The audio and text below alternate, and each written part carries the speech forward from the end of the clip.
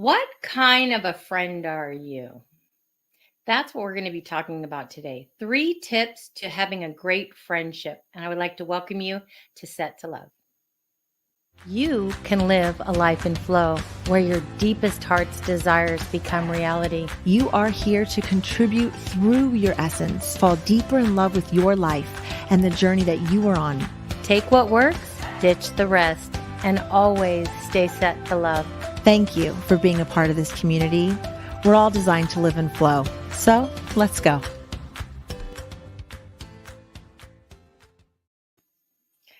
Good morning. Good morning, everyone. Good morning, best friend. How are you? I'm great. And I'm excited about today because I just feel very confident. And talking about friendships, I'm just so grateful for ours. So I think this is a really great topic for today because I hope everybody has a friend like I have in you. Aw, I love you so much. I really hope that too for everyone out there. And this is why I think this topic is so important, because when I look at, there's all different levels of friendship. I think like we have friends who we see maybe once a year, talk to once or twice a year. And those are great friendships. I mean, sometimes, that's like enough. That's just where that person is and where you are in your life. And then I feel like it gets like deeper. And the deeper the relationship is with the person, maybe the less of those you have. I don't know if that's real for everyone, but I think for me, I have a lot of friends that I could totally just hang out with, or, whatever, go to a party and be around, or light kind of conversations. And then the funnel gets smaller and smaller when it comes to like people who are really close to me. Like you are for sure one of my best friends. Like I think if there was, I was literally thinking this last night, Shelly. I was like, what if I got a call in the middle of the night with some like really difficult news, whatever that might be? I said, I would call Shelly right away. And I would call and call and call until she picked up her phone. Yeah. And I thought, I'm just so grateful that I know that I have someone in my life that if some horrible thing happened, or even some beautiful, why'd it have to be horrible, some amazing, great news, that I could call you, and either way you would be there and supporting me 100%. And that there's something so reassuring and just calming to know that you have someone like that in your life. So thank you for being that person for me, that I know that I could call at 3 a.m. like, oh my gosh, whatever my oh my gosh is. Okay, so let's dive right in though. We only have such short amount of time. Do you have maybe we could go back and forth with our tips. What do you think? Let's do that. So okay, what's your first one? One of the first things that I think about is that you need to make time for that person and have those experiences. So for us doing this podcast, or hiking the Grand Canyon, or heck, even just running an errand, or coming over to pick up Coda, and spending a few minutes talking, just those interactions that we get to have, I think that really helps to build friendships. Because while it's nice to have a bunch of people that you talk to every once in a while, if you really want to have a deep friendship, you have to make time for it, because it doesn't just miraculously happen. So for me, one of the things is to make time / have experiences with that person that then become beautiful memories for you to reflect on. Wow, that's great. I think that's beautiful. One of my first ones is be what you want in a friend. Because sometimes, what you need, if you show another person by, like, let's say you need a buddy that is there all the time, being that person when they need you to be there. So then they automatically are going to want to be there for you because you've always shown up. Like if I were to call you at 3 a.m, of course you would do the same, because without a doubt that you could call me anytime. So I really think it's so important to not just be a receiver as a friend. I think it's so important that you treat that person of what you love, that you do as a friend for others, by giving that unconditional love. I just feel like when you are what you want, so much of the time you're much happier in the friendship. Yes, I agree with that. I totally agree with that. And that goes to like, would you want to be, I heard Brene Brown talk about this, and she said, if you're the friend who's catty, like if you and I talked about other people and we're like really negative, then of course, then you could probably expect that I would be that way about you to other people, or you would be that way about me to other people. So how we show up for each other is a reflection of probably how we show up for other people too. So when we can keep our friendship positive and loving, then it just gives us an example of like how to show up in other relationships. That's a beautiful tip. So, Well, you know what? By you saying that, I'm going to say my second one. And my second one that I really hold so close to my heart, and that is trust and loyalty. If you don't have that in a best friend or somebody that's very close to you, I just know that if somebody is talking trash or something about your friend, you would hope, and that's the loyalty part, is to say, well, that's not my experience, or even just not taking part in it, to walk away, if you don't want conflict. But I know without a doubt, if somebody were to say negative about me and it was in your presence, you would definitely say, she must be having an off day. That's not, you know what I'm saying? And that is just shows so much about your character that you would stand up for me. And even if it was true, you would still, loyalty is you would still stand up for me, and you'd come back and say, Shelly, what were you thinking? Like, this is what's happening. That is, I don't know, to me, the trust and the loyalty and the friendship. I've been hurt a lot, unfortunately. And that's what I love about our friendship, is I know without a doubt, I don't care what was said. If somebody told me, I wouldn't believe it. I wouldn't believe it, because I know you have my back. And that's huge. And that goes to my second point, which is be effective at managing conflict. So if there was something that you were thinking, or I was thinking, or we had a little issue, whatever that would be, that we would have I know that you would hold space for me, and I would do the same for you. And I hope that people out there have this, that they can go to that person and say, hey, that thing that you said the other day, like, it's been sitting on my heart and kind of hurt my feelings, or I'm wondering why you didn't blah, blah, blah, or I'm feeling a kind of a way, and can we talk about it? So just being able to be honest and know that conflict doesn't have to be this like negative, really ugly thing. Conflict can still be beautiful in that you have a difference of opinion, or the story you're telling yourself or the story I'm telling myself about something isn't even really true. And until we sit down and we talk about it and just have an open conversation where we can discuss, how you feel and how I feel, and with the understanding that our intention and our goal is to come out even stronger as friends, I think that really helps to build a friendship as well.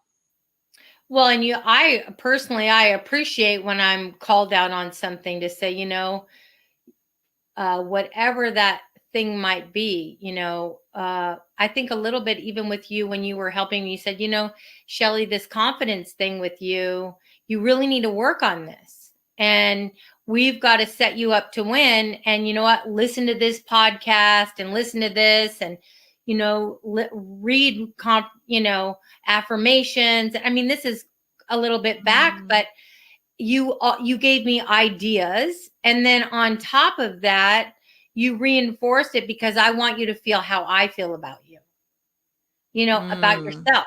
And that's to me, setting your friendship up to win, Yes, totally. And that goes to my third point, which is be yourself, because I think when you can truly be yourself and you don't feel like you have to be any kind of way with me, you don't have to show up any kind of way. You're just doing it because that's just who you are. You get to just show up with your confidence level high or low, and I'm going to love you, and I'm going to want you to be as I want you to love yourself as much as I love you. And so when I see that you struggle with things in your life that I don't see at all, or because for you, it's just a different perception, then I'm just going to share my views. Like, why are you down on yourself like this? And why do you think this negative thing about yourself? You're beautiful. You have all these talents. You're so loving, and so hopefully the way that you can perceive yourself through my lens, the way that I see you, and allow what's you to another one you see were really yourself. helpful with? I'm just sharing this because they were really helpful things that kind of stung a little bit, when it happened. But this one stung a little bit. And I was sharing with you how I was really having a hard time.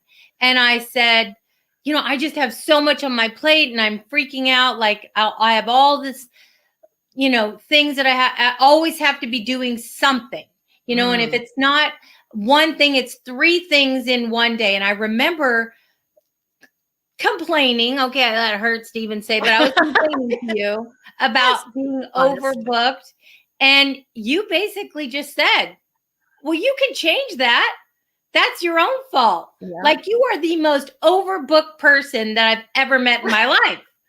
And you just have to make the changes. And you had zip compassion at the time for me. It was just more like, you just thought, like, Shelly, this is something you have to work on and you can change and you can be happier with your time.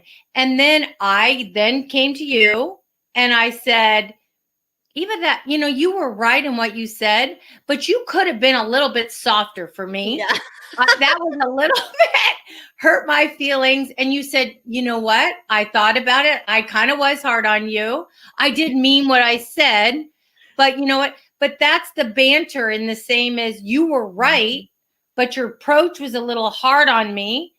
But I was able to say, you know what? Don't come at me that hard. And you're like, okay, I get it.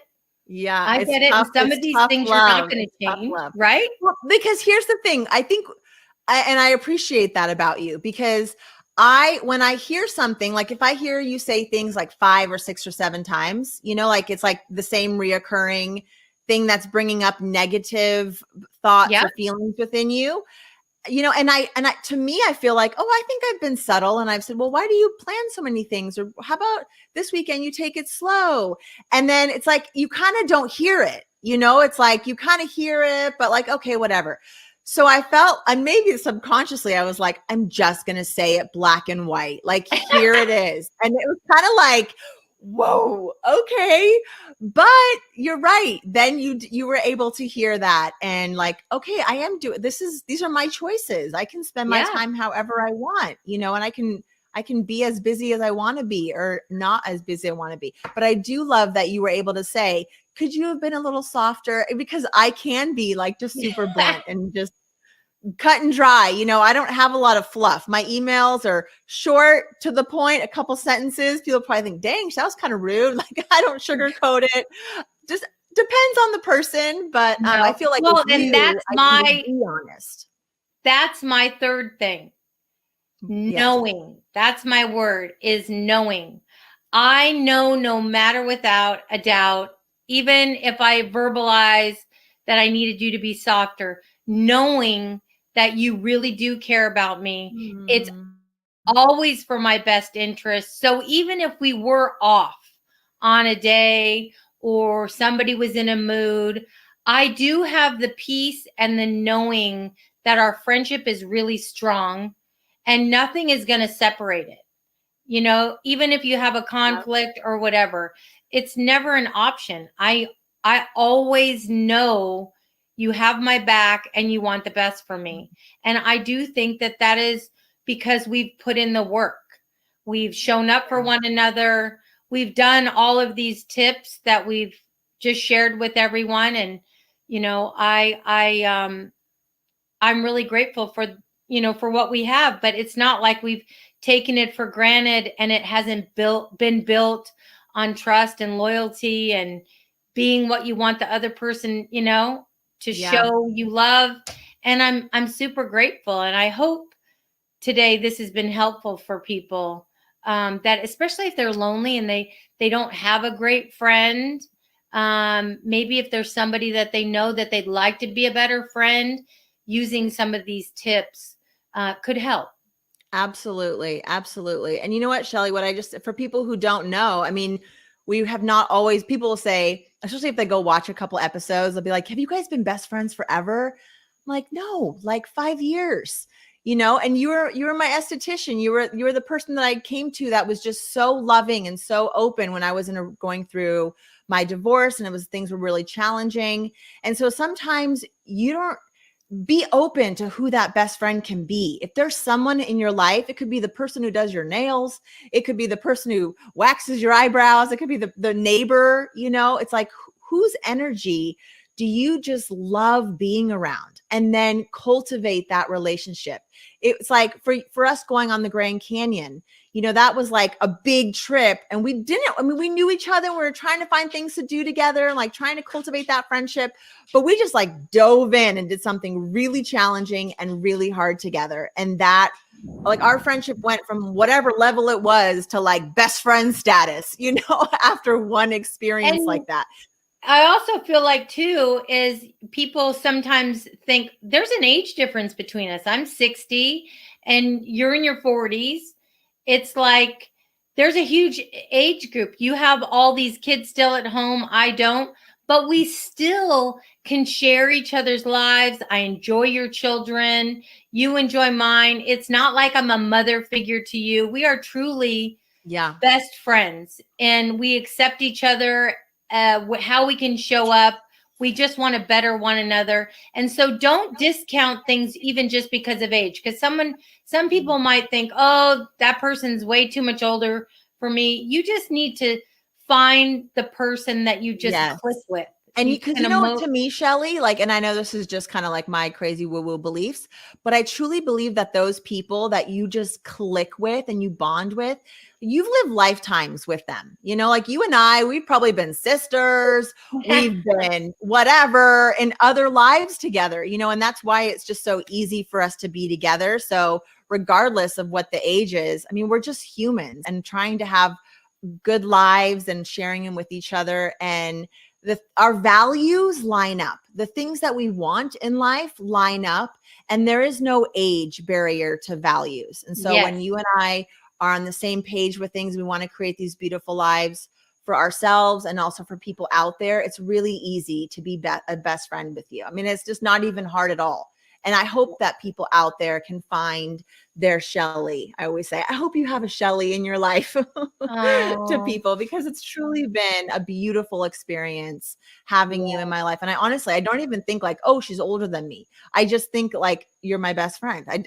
It's not even in my mind as like something that I think about really ever, unless someone else says something or whatever. But no, that doesn't even happen. So thank you so much. And it just goes to show. All right, everyone. Another great day.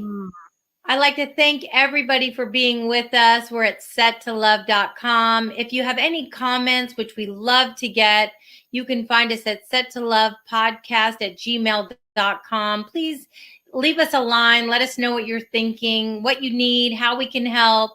And remember, everyone, hit the bell. Have a great day.